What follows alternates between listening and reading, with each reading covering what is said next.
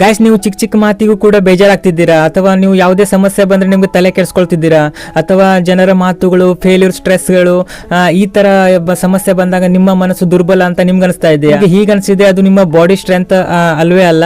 So ಇದು clear ಆಗಿ ಗೊತ್ತಾಗುತ್ತೆ ಮೆಂಟಲಿ ಸ್ಟ್ರೆಂತ್ ಅಂತ ಹೇಳಿ. ಸೊ ಗೈಸ್, ಒಂದು ಗುಡ್ ನ್ಯೂಸ್ ಏನಂತ ಹೇಳಿದ್ರೆ, ಈ ಮೆಂಟಲ್ ಸ್ಟ್ರೆಂತ್ ಅನ್ನೋದು ಏನಿದೆ ಇದು ಹುಟ್ಟಿನಿಂದ ಬರೋದಿಲ್ಲ. ದಿನನಿತ್ಯ ಕೆಲವು ಸರಳ ಅಭ್ಯಾಸಗಳಿಂದ ಇದು ಬಿಲ್ಡ್ ಆಗುತ್ತೆ ಗೈಸ್. ಸೊ ನಾನು ಇವಾಗ ಹೇಳುವಂತ ಒಂದು 5 ಟಿಪ್ಸ್ಗಳನ್ನು ನೀವು ಫಾಲೋ ಮಾಡಿದ್ರೆ ನಿಮ್ಮ ಮನಸ್ಸು ನಿಧಾನವಾಗಿ ಆದ್ರೂ ಖಂಡಿತ ಸ್ಟ್ರಾಂಗ್ ಆಗುತ್ತೆ ಗೈಸ್. ಸೊ ಹಾಗಾಗಿ ವಿಡಿಯೋನ ಕೊನೆ ತನಕ ನೋಡಿ. ಮೊದಲನೇ ಅಭ್ಯಾಸ ಏನಂತ ಹೇಳಿದ್ರೆ, ಎಲ್ಲವನ್ನು ಮನಸ್ಸಿಗೆ ತೆಗೆದುಕೊಳ್ಳುವುದನ್ನು ಬಿಡಬೇಕು ಗೈಸ್.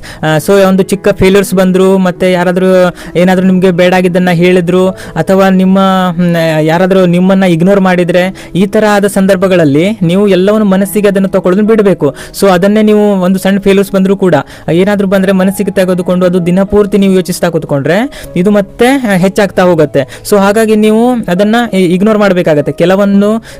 ಕೆಲವೊಂದು ಸಂದರ್ಭದಲ್ಲಿ ಇಗ್ನೋರ್ ಮಾಡಿದಾಗ ಮಾತ್ರ ನಿಮ್ಮ ಮನಸ್ಸಿಗೆ ಶಾಂತಿ, ನೆಮ್ಮದಿ ದೊರಕಲಿಕ್ಕೆ ಸಾಧ್ಯ ಆಗ್ತದೆ, ಮತ್ತೆ ಮನಸ್ಸು ಸ್ಟ್ರಾಂಗ್ ಆಗಲಿಕ್ಕೆ ಸಾಧ್ಯ ಆಗ್ತದೆ. ಸೊ ಹಾಗಾಗಿ ನೀವು ಎಲ್ಲವನ್ನೂ ಮನಸ್ಸಿಗೆ ತೆಗೆದುಕೊಳ್ಳುವಂತ ಅವಶ್ಯಕತೆ ಇಲ್ಲ. ಸೊ ಇದನ್ನ ನೀವು ರೂಢಿ ಮಾಡ್ಕೊಳ್ಳಿ. ಇದನ್ನ ನೀವು ಅಭ್ಯಾಸ ಮಾಡ್ಕೊಂಡ್ರೆ ಯಾವುದೇ ಕಾರಣಕ್ಕೂ ನಿಮ್ಮ ಮನಸ್ಸು ವೀಕ್ ಆಗಲ್ಲ, ಸ್ಟ್ರಾಂಗ್ ಆಗಿರುತ್ತೆ. ಎರಡನೇ ಅಭ್ಯಾಸ ಏನಂತ ಹೇಳಿದ್ರೆ, ಒಬ್ಬಂಟಿಯಾಗಿ ಸಮಯ ಕಳೆಯೋದನ್ನ ಕಲಿಬೇಕು ಗೈಸ್. ಸೊ ಈ ಒಬ್ಬಂಟಿಯಾಗಿ ಸಮಯ ಕಳೆಯೋದ್ರಿಂದ ಏನೇ ಬೆನಿಫಿಟ್ಸ್ ಇದೆ ಅಂದ್ರೆ, ನಮ್ಮ ಮನಸ್ಸು ತುಂಬಾ ಸ್ಟ್ರಾಂಗ್ ಆಗಿರುತ್ತೆ. ಯಾವ ರೀತಿ ಅಂತ ಹೇಳಿದ್ರೆ, ನೀವು ಸೋಷಿಯಲ್ ಮೀಡಿಯಾ ಅಥವಾ ಫ್ರೆಂಡ್ಸ್ ಅವರು ಇವರು ಅಂತ ಹೇಳಿ ಬೇರೊಬ್ರು ಅವ್ರು ಇಲ್ದೇ ಇದ್ರೆ ನೀವು ಇರ್ಲಿಕ್ಕೆ ಆಗಲ್ಲ. ಅಂದ್ರೆ ನಿಮ್ಮ ಮನಸ್ಸು ಡಿಪೆಂಡ್ ಆಗಿರುತ್ತೆ. ಸೊ ಹೀಗಿದ್ದಾಗ ನಿಮ್ಮ ಮನಸ್ಸು ಸ್ಟ್ರಾಂಗ್ ಆಗಿರ್ಲಿಕ್ಕೆ ಚಾನ್ಸ್ ಇಲ್ಲ. ಸೊ ಹಾಗಾಗಿ ಇದರಿಂದ ಸ್ವಲ್ಪ ದೂರ ಇದ್ದು ನಿಮ್ಮ ಜೊತೆ ನೀವೇ ಟೈಮ್ ಸ್ಪೆಂಡ್ ಮಾಡಿದಾಗ ನಿಮ್ಮ ಥಿಂಕಿಂಗ್ ಲೆವೆಲ್, ನಿಮ್ಮ ಥಾಟ್ಸ್ ಏನಿದೆ ಅದು ಒಂದು ಕ್ಲಿಯಾರಿಟಿ ಸಿಗುತ್ತೆ ನಿಮಗೆ. ಸೊ ಹಾಗಾಗಿ ಕ್ಲಿಯಾರಿಟಿ ಸಿಕ್ಕಾಗ ಮಾತ್ರ ನೀವು ನಾವೇನು ಮಾಡಬೇಕು, ಏನು ಕತೆ ಅಂತ ಹೇಳಿ ನಿಮ್ಗೆ ಗೊತ್ತಾಗುತ್ತೆ. ಸೊ ಆಗ ಮಾತ್ರ ನಿಮ್ಮ ಮನಸ್ಸು ಹಿಡಿತದಲ್ಲಿ ಇರ್ತದೆ, ಮತ್ತೆ ಸ್ಟ್ರಾಂಗ್ ಆಗಿರ್ಲಿಕ್ಕೆ ಸಾಧ್ಯ ಆಗುತ್ತೆ.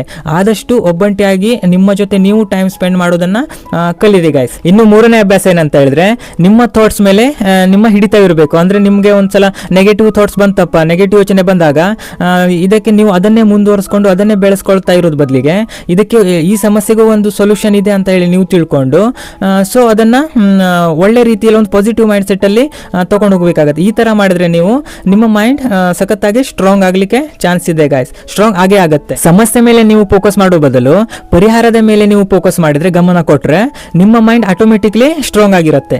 ನಾಲ್ಕನೇ ಅಭ್ಯಾಸ ಏನಂತ ಹೇಳಿದ್ರೆ, ಡಿಸಿಪ್ಲಿನ್ ಅನ್ನು ಬಿಲ್ಡ್ ಮಾಡ್ಕೊಳ್ಬೇಕು ಗೈಸ್. ಅಂದ್ರೆ ನೀವು ಸಮಯಕ್ಕೆ ಸರಿಯಾಗಿ ಬೆಳಿಗ್ಗೆ ಬೇಗ ಎದ್ದೇಳೋದು, ಮತ್ತೆ ನಿಮ್ಮನ್ನ ನೀವು ಕೇರ್ ಮಾಡ್ಕೊಳ್ಳೋದು, ಮತ್ತೆ ಏನ್ ಕೆಲಸ ಇರುತ್ತೆ ಅದನ್ನು ಮುಂದೆ ಹಾಕದೆ ಅದೇ ದಿನ ಮಾಡಿ ಮುಗಿಸುವಂತದ್ದು. ಈ ರೀತಿಯಾಗಿ ನೀವು ಡಿಸಿಪ್ಲಿನ್ ಅನ್ನ ಮೇಂಟೈನ್ ಮಾಡಿದ್ರೆ ನೀವು ನಿಮ್ಮ ಮೆಂಟಲ್ ಸ್ಟ್ರೆಂತ್ ಏನಿದೆ ಅದು ಸ್ಟ್ರಾಂಗ್ ಆಗಿರುತ್ತೆ.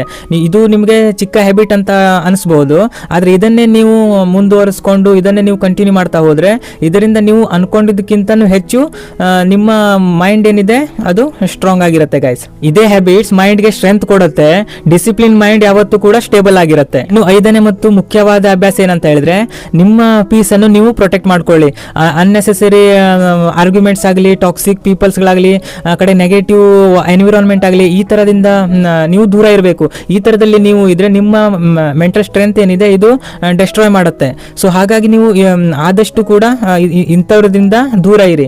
ಮತ್ತೆ ಕೆಲವೊಂದ್ಸಲ ಎಲ್ಲದಕ್ಕೂ ಕೂಡ ನೀವು ರಿಯಾಕ್ಟ್ ಮಾಡಬೇಕು, ಎಲ್ಲದಕ್ಕೂ ಆನ್ಸರ್ ಮಾಡಬೇಕು ಅನ್ನೋದು ಏನೂ ಇಲ್ಲ ಗೈಸ್. ಸೊ ಇದರಿಂದ ಆದಷ್ಟು ಇಗ್ನೋರ್ ಮಾಡಿ ಮೂವ್ ಆನ್ ಹಾಕೊಂಡು ಇದರಿಂದ ದೂರ ಇದ್ದು, ಇದು ಕೂಡ ಒಂದು ಸಖತ್ ಮೆಂಟಲ್ ಸ್ಟ್ರೆಂತ್ ಆಗಿರುತ್ತೆ ಗೈಸ್, ಮತ್ತೆ ಸ್ಟ್ರಾಂಗ್ ಆಗಿರುತ್ತೆ. ಸೊ ಆದಷ್ಟು ಕೂಡ ನಿಮ್ಮ ಮೆಂಟಲ್ ಪೀಸ್ ಅನ್ನು ನೀವು ಕಾಪಾಡ್ಕೊಳ್ಳಿ. ಇದು ಬೇಡಾಗಿದ್ದರಿಂದ ಸ್ವಲ್ಪ ಅಲ್ಲ, ತುಂಬಾನೇ ದೂರ ಇದ್ಬಿಡಿ. ಸೊ ಇದರಿಂದ ನಿಮ್ಮ ಮೈಂಡ್ ಕೂಡ ತುಂಬಾ ಸ್ಟ್ರಾಂಗ್ ಆಗಲಿಕ್ಕೆ, ಸ್ಟ್ರೆಂತ್ ಬರಲಿಕ್ಕೆ ಸಾಧ್ಯ ಆಗುತ್ತೆ ಗೈಸ್. ಈ ತರ ನೀವು ಅಭ್ಯಾಸ ಮಾಡ್ಕೊಳ್ಳಿ ಗೈಸ್. ಈ ಮೆಂಟಲ್ ಸ್ಟ್ರೆಂತ್ ಅನ್ನೋದು ಒಂದೇ ದಿನದಲ್ಲಿ ಬಿಲ್ಡ್ ಆಗೋದಿಲ್ಲ, ಆದ್ರೆ ನೀವು ಪ್ರತಿದಿನ ಈ ಸಣ್ಣ ಸಣ್ಣ ಹ್ಯಾಬಿಟ್ ಗಳನ್ನು ಏನಿದೆ ಇದನ್ನ ನೀವು ಫಾಲೋ ಮಾಡಿದ್ರೆ, ಅಭ್ಯಾಸ ಮಾಡ್ಕೊಳ್ತಾ ಹೋದ್ರೆ, ಸೊ ನಿಮ್ಗೆ ಒಂದಿನ ನೀವು ನೋಟಿಸ್ ಮಾಡ್ತೀರಾ, ನಿಮ್ಗೆ ಗೊತ್ತಾಗತ್ತೆ ಏನ್ ನಿಮ್ಗೆ ಇದರ ಹಿಂದೆ ನೀವು ಯಾರು ನಿಮ್ಮನ್ನ ಕೆಳಮಟ್ಟದಲ್ಲಿ ಇಟ್ಟಿದ್ರು, ಅಥವಾ ನೀವು ಯಾರು ನಿಮ್ಮ ಮನಸ್ಸು ನೋಯಿಸಿದ್ರು, ಅಥವಾ ನಿಮ್ಮ ಮನಸ್ಸು ಯಾವುದರಿಂದ ನಿಮ್ಗೆ ಬೇಸರ ಆಗಿತ್ತು, ಯಾರು ಕೂಡ ನಿಮ್ಮನ್ನ ಈ ತರ ನೀವು ಮೆಂಟಲ್ ಸ್ಟ್ರೆಂತ್ ಅನ್ನ ನೀವು ಗಟ್ಟಿ ಮಾಡ್ಕೊಂಡ್ರೆ ಯಾರು ಕೂಡ ನಿಮ್ಮನ್ನ ಟಚ್ ಮಾಡ್ಲಿಕ್ಕೆ ಆಗಲ್ಲ ಗೈಸ್.